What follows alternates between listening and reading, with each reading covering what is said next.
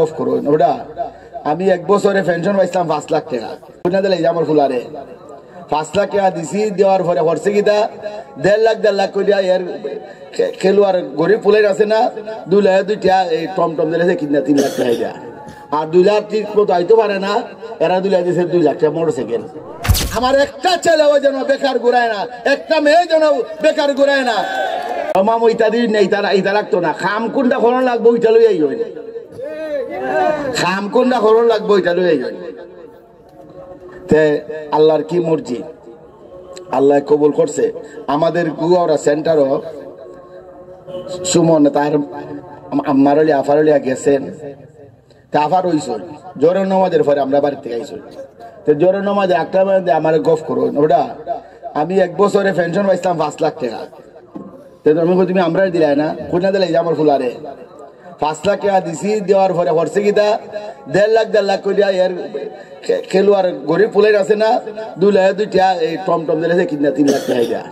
আর 2 লাখ ঠিক মতো আইতে পারে না এরা 2 লাখ দিয়েছে 2 লাখ টাকা মোটরসাইকেল তে খার ই পয়সা এইভাবে অকাতরে মানুষের কল্যাণে দান করে ই আত্মাটা তো সহজ নি হন যায় এই আত্মাটা তো সহজ নি এইভাবে মানুষের কল্যাণে যে কাজ করে মানুষ কি তার ফিডব্যাক দিবে না আমাদের গুয়াওরা সেন্টারে যদি সে 1800 উপরে ভোট পাইল ঠিক সোনারঘাট মাধবপুরের যতটা কেন্দ্র আছে এইভাবে ভোট পাইছে না সে একজন রানিং মন্ত্রী মহোদয়কে এইভাবে ডিঙ্গাইয়া ভোট পাইছে তাহলে বোঝা গেল আমরা সুমন শেখ যেভাবেই তা পাগল হইছে আমরা সোহাগ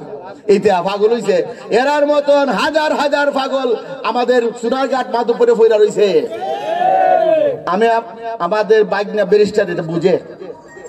আমি মনে করি আমার জ্ঞান যেন শেষ আল্লাহ তার এই জ্ঞানী কেন তার শুরু দিচ্ছে আরো মনে আরো পরে শুরু তার বাবার আমার দুলাভাইয়ের দোয়া লাগছে মানুষের দোয়া পাইছে আমরা যে চিন্তা করি না কথা কইতাম দেখি আমরা কইবার এই খামাঠে আইছে শত শত না লক্ষ লক্ষ যুবক সোনারঘাট মাধবপুর এখন তো এখানে মঞ্চে আইলো বাউন্ডারি থেকে একজন লোক খুঁজলো আমরা আইতেছি না বেটার এখন আর আইসি এখান থেকে মানুষ এইভাবে বাড় থেকে আইতেছে এই সোনারঘাট মাধবপুরের এই যুবকদের রাস্তা হইলে উন্নয়ন হইব সবার বড় লোকের ফায়দা হবে বেশি জাপানি মালিক সাহেবের মালিকের ফায়দা হবে বেশি আমার সুমন শেখের ফায়দা হইতো না এই সমস্ত হাজার হাজার যুবকদের কর্মসংস্থানের ব্যবস্থা করে দিন